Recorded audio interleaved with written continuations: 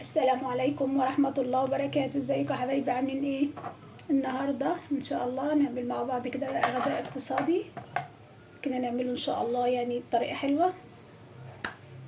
طبعا اول ما نشوف الخضار ده نقول هنعمل ايه، هنعمل مسقعة.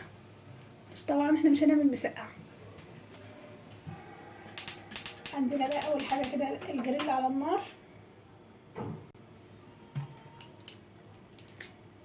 هنجهز البدنجان بتاعنا. بسم الله الرحمن الرحيم.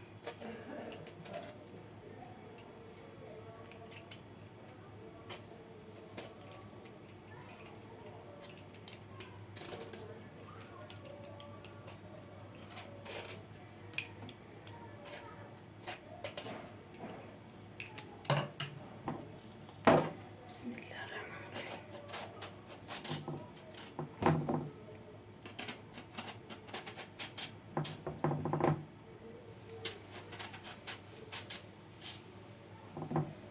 هنقطعه بالشكل ده.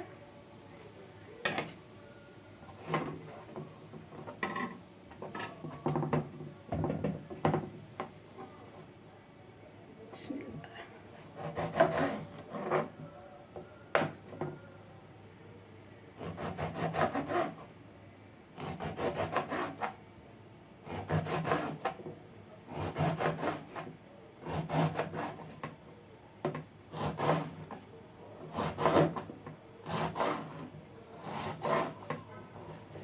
نقطعه صوابع رفيعة بالشكل ده. نقطع بقى كل الكمية بالشكل ده ونرجع نشوفها مع بعض.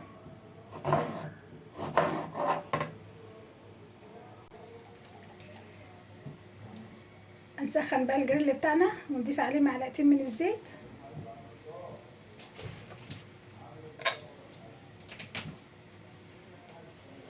ننزل بالبدنجان.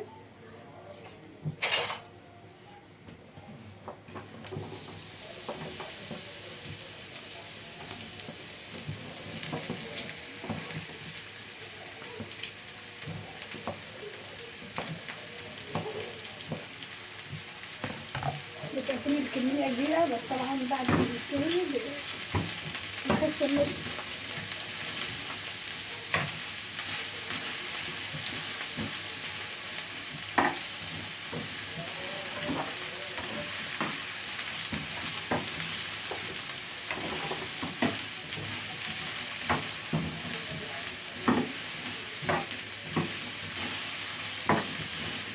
نجهز بقى الخضار بقى والبدنجان بتاعنا بيستوي.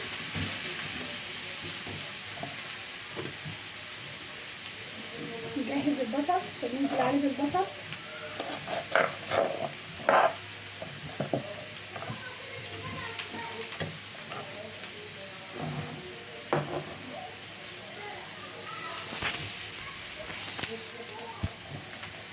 البصل شرايح.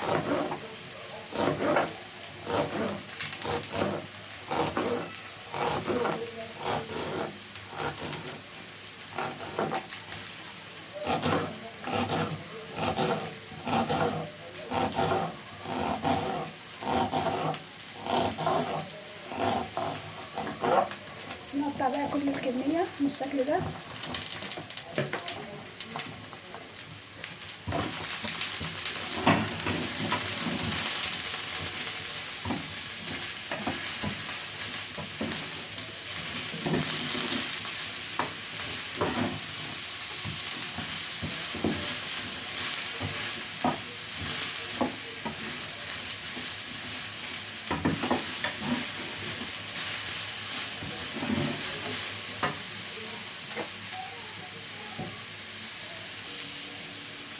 نضيف للبدنجان رشة ملح.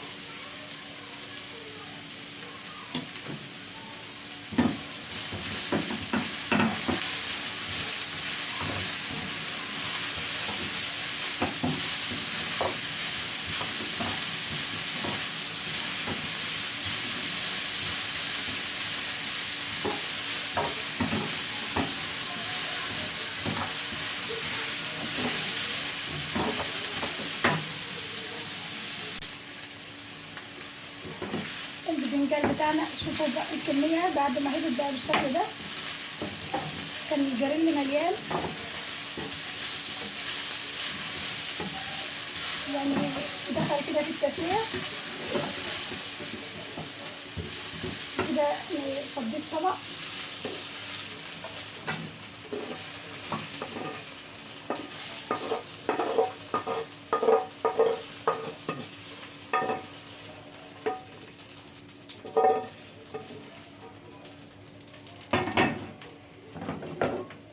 ننزل بالبصل،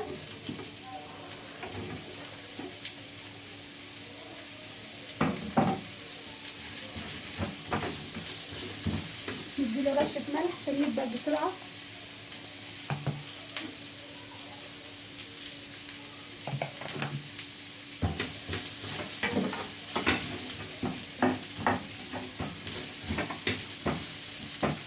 نضيف له معلقة من الزيت،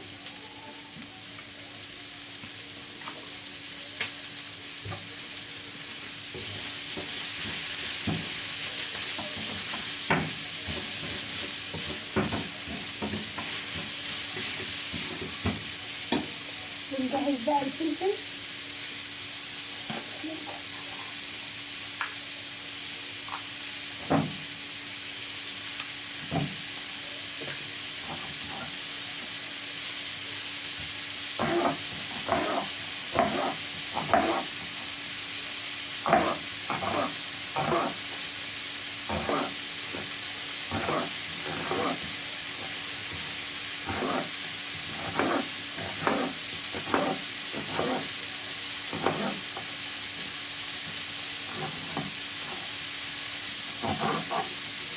نجهز بقى الفلفل كله ونرجع نشويه بقى.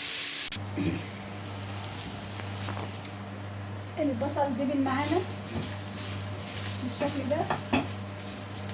هنضيف الفلفل،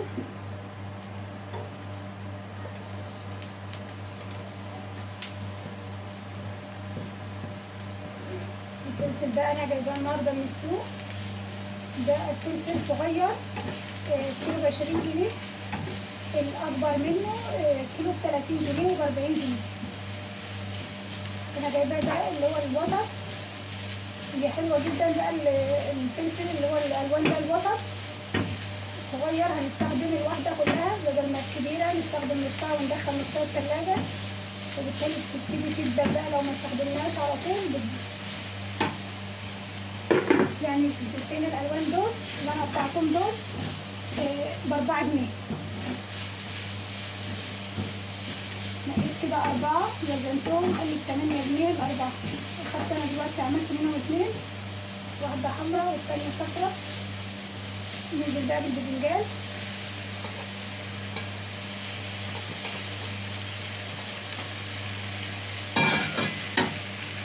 عندنا بقى مكعب مرق الدجاج،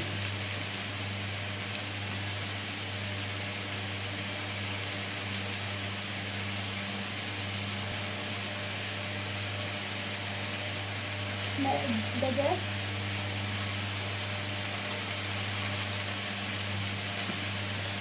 رشة كمان من الملح، رشة بقى صغيرة لأن احنا ضايفين على الباذنجان ملح وعلى البصل.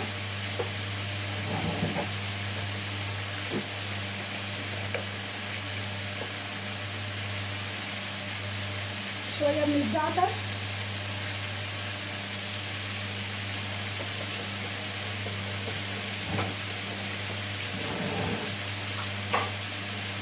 بهارات الفراخ، نضيف معلقة صغيرة،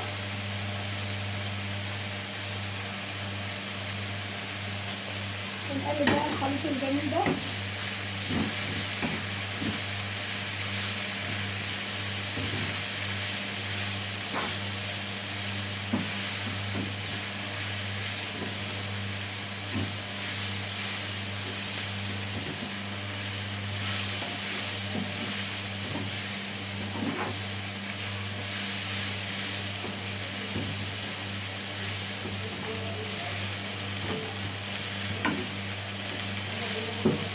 غدا النهارده كده مغذي واقتصادي.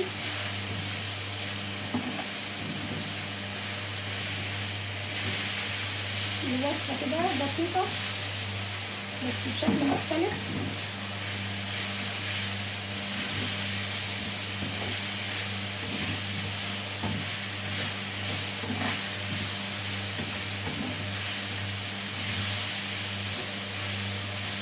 عايزين نجيب طماطم متقطعة شرايح. انا مش هجيب بقى طماطم عشان ما تنزلش ميتها.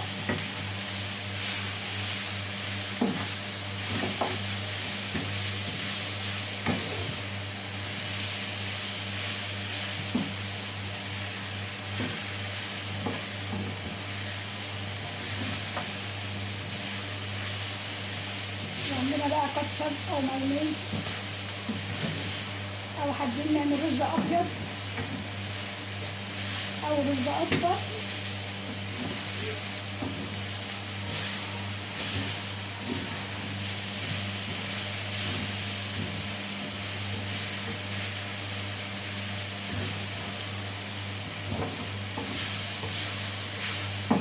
طبعا ما نقولش للولاد مكونات الوصفه بتاعتنا.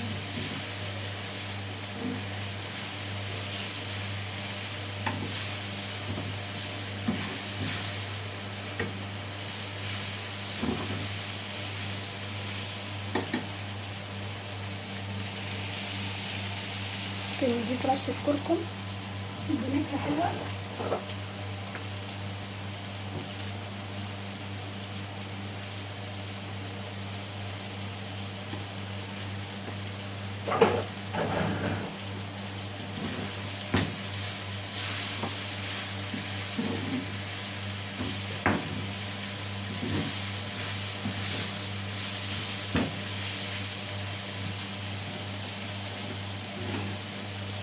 نسيبها دقيقتين بس كده على النار الفلفل يدبل. نبتدي بقى نحشي السندوتشات بتاعتنا. ده صوص باربيكيو وكاتشب ومايونيز ومسترد. الرو هي اللي عملت الخليط ده، جمعت الصوصات كلها مع بعضها.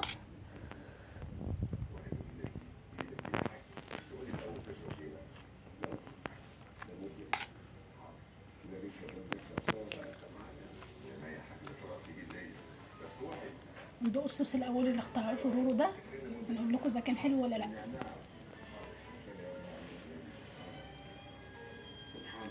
طعمه حلو. ده وش الرغيف.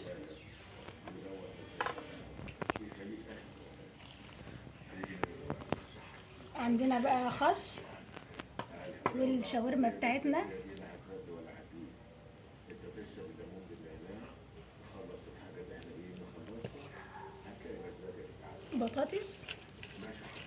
بطاطس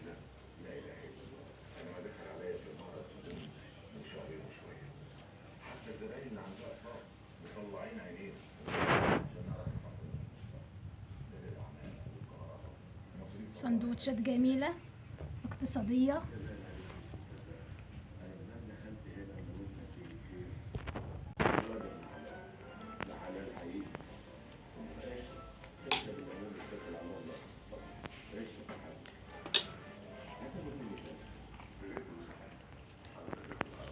ممكن هنا نضيف الخليط بحيث العيش بقى ياخد من الصوص كده يبقى طعمه حلو.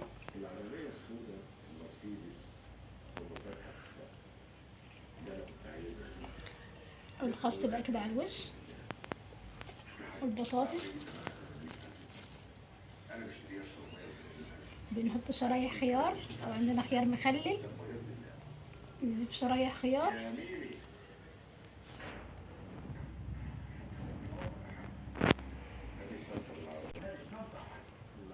العيش ده كنا عاملينه في رمضان، وكان متبقي مننا وشلناه في الفريزر. وده برضو بدل ما نشتري الكايزر نعمل العيش الجميل ده، وكده هنوفر اكتر يعني.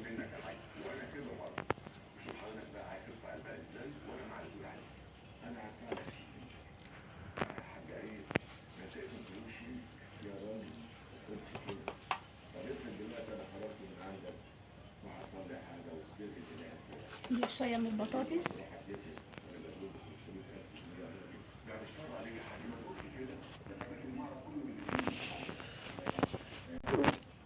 نجهز بقى كل السندوتشات بتاعتنا ونرجع نشوفها مع بعض. ده شكل السندوتشات بتاعتنا، حلوة جدا، سهلة وبسيطة، جربوها تعجبكم جدا. لو عجبكم بقى الفيديو ما تنسوش اللايك والاشتراك في القناة، والسلام عليكم.